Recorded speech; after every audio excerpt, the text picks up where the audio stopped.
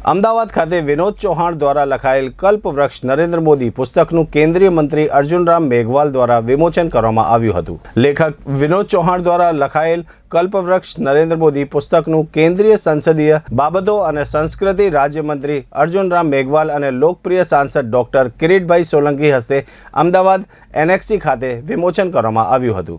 લેખક વિનોદ ચૌહાણ દ્વારા લિખિત કલ્પવૃક્ષ નરેન્દ્ર મોદી પુસ્તક સરસ મજાની પુસ્તક છે। આ પુસ્તકનો અર્થ મહાન નાયક નરેન્દ્ર મોદીની થોડી સંભળાયેલી બાબતોનું પુષ્પગુચ્છ છે। આ પુસ્તકનો અર્થ તે વ્યક્તિ વિશે થોડું નિષ્પક્ષ વિશ્લેષણ છે જેમણે પોતાનું ઘર અને પરિવાર દેશની સેવા માટે છોડી દીધો। આ પુસ્તકમાં નરેન્દ્ર મોદી વિશે માહિતી છે કે જેમના પર ક્યારે એક રૂપિયાનો ભ્રષ્ટાચારનો આરોપ लाग्યો નથી, જેમનું આખું જીવન નિષ્કલંક છે, બેદાગ છે। આ પુસ્તકે નરેન્દ્ર મોદીના જીવનની થોડી ઝલક આપી છે, જેમના કપડાં, વાળ, દાઢી, મૌન રહેવાની અને બોલવાની વાત પણ લોકોમાં ચર્ચા થાય છે।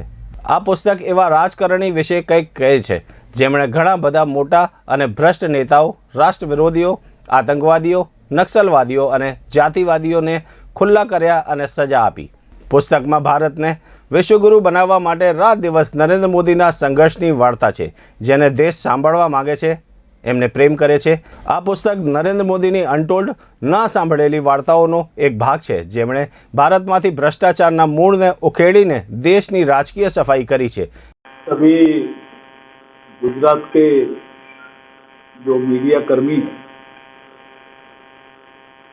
उनका मैं अभिवादन करता हूं और सबको जय जय गरवी गुजरात का संबोधन करते हुए जय जय राजस्थान और मैं अपनी बात प्रारंभ करता हूं। देखिए, विनोद चौहान साहब ने पुस्तक लिखी, अभी जिक्र कर रहे थे, मैं संसदीय कार्य राज्य मंत्री हूं, इसलिए मुझे आपकी बात को आगे बढ़ाते हुए एक वाक्य याद आ गया। जब अभी प्रधानमंत्री जी, जब हमारा मानसून सत्र शुरू हुआ तो लोकसभा अध्यक्ष ओम बिरला जी से और राज्यसभा में चेयरमैन होते हैं वो उपराष्ट्रपति वेंकैया जी से, दोनों से परमिशन ली कि मैंने मंत्रिमंडल का विस्तार किया है, कुछ उसमें चेंजेस किए हैं, तो कुछ नए मंत्री बने, तो उनका लोकसभा में और राज्यसभा में परिचय कराना। तो ओम बिरला जी ने भी अनुमति दी कि आप किस समय परिचय करा सकते हैं, टाइम तय किया, और ऐसे राज्यसभा में भी चेयरमैन साहब ने टाइम तय किया कि आप इस समय परिचय करा सकते हैं। और 1947 से जब से अंतरिम सरकार बनी और 1952 के बाद जब आम चुनाव के बाद हमारी स्थायी सरकार बनी है भारत में, तब से ही जो प्रधानमंत्री होता है वो नए मंत्रियों का परिचय संसद से कराता है। जब देश आजाद हुआ और चुनाव हुआ, उसके बीच में 47 से 52 के बीच का जो कालखंड था, उस समय भी संसद थी कांस्टिट्यूंट असेंबली, उसको संसद घोषित कर दिया। तो कांस्टिट्यूंट असेंबली में परिचय कराते थे, ये नए मंत्री बने। 52 से लेकर के चाहे जितने भी प्रधानमंत्री रहे सबने परिचय कराया। इस बार इन्होंने जो ये राहुल गांधी जी की टीम, आप कुछ भी कह सकते हैं, उन्होंने तय कर रखा है कि हमें तो नरेंद्र मोदी जी को गालियां देनी है, जैसे इन्होंने जिक्र किया, अपमानित करना है, ऐसा भाव रख करके आए और पहली बार संसदीय ये परंपराओं को तोड़ते हुए इन मंत्रियों का परिचय नहीं होने दिया।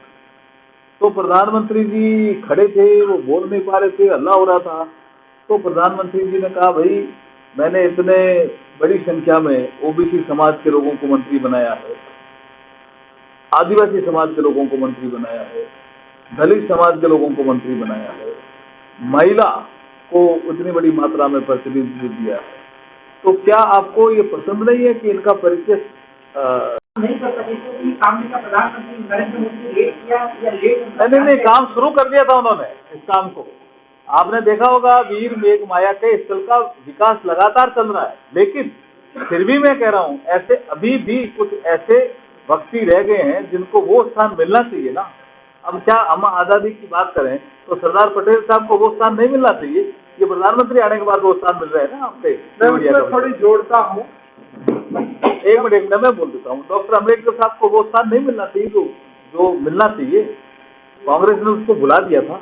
लेकिन प्रधानमंत्री जी का सोच है कि जिन्होंने बहुत अच्छा योगदान दिया उनको इतिहास के पन्नों में वैसे ही दर्ज करो जितना उनका बड़ा योगदान था। और उन्होंने नहीं वो सोच थी भाई, वहाँ गए थे तभी तो उनकी कल्पना है, तभी तो हमें भेजता है भाई। तो बात करो भैया, मैं आपसे बताता हूँ कि जो गुजरात सरकार ने जो 15 अगस्त और 26 जनवरी डिस्ट्रिक्ट हेड क्वार्टर में मनाने की जो प्रथा हुई, वो जब तत्कालीन मुख्यमंत्री नरेंद्र भाई थे तब से शुरू हुई। और पहली बार 2003 में वो पाटन गए थे और पहली बार 15 अगस्त को वो पाटन गए थे। और गए तब उसका जो फ्लैग होस्टिंग करने के पहले उन्होंने बोला कि मुझे वेग माया के मंदिर जाना है। और वो वहाँ गए, वहाँ अपना मत्था टेका और उसके बाद वहाँ मेमोरियल बनाने के लिए 1,85,00,000 रुपीस का उन्होंने योगदान दिया था सरकार की ओर से। इसके बाद मैं ये जो वीर मेघमाया विश्व मेमोरियल फाउंडेशन और रिसर्च सेंटर का मैं चेयरमैन हूँ। फिर बाद में अपने विजय भाई ने 3 करोड़ का योगदान दिया और हमने 4,35,00,000 और मांगे। कोरोना के काल में एक भी पैसा काटे हुए हमारी सरकार ने दिया है, तो उन्होंने कोई कम किया है ऐसी बात नहीं है। सर, दूसरा प्रश्न ये कि प्रधानमंत्री अभी तक जितने भी प्रधानमंत्री जिस आवास करे उसको राष्ट्रीय म्यूजियम में कन्वर्ट कर दिया जाए। सरदार वल्लभ भाई पटेल जो है जिस वहाँ पे जहाँ जिस मकान में रहे वहाँ तक अभी तक का राष्ट्रीय म्यूजियम वहाँ नहीं बनाया गया, तो ये क्या वो भेदभाव है, क्या माना जाएगा? वो किसने नहीं बनाया भाई? आप तो वो बात करो ना जिन्होंने नहीं बनाया, उनकी बात करो ना। सरदार पटेल जी को तो 2 स्थान ये दे रहे हैं, ऐसा तो किसी ने दिया ही नहीं है। उस समय उनको देना चाहिए था, तो क्या अब वो हो सकेगा? नहीं, हम कितना बड़ा स्थान दे रहे हैं, तो केवड़िया में वो कम स्थान है क्या? बाकी म्यूजियम की बात भी होगी तो भी होगा। और कोई सरदार पटेल की धरोहर, और कोई सरदार नहीं सुनिए, और कोई सरदार पटेल की धरोहर का विकास करना होगा तो हम करेंगे।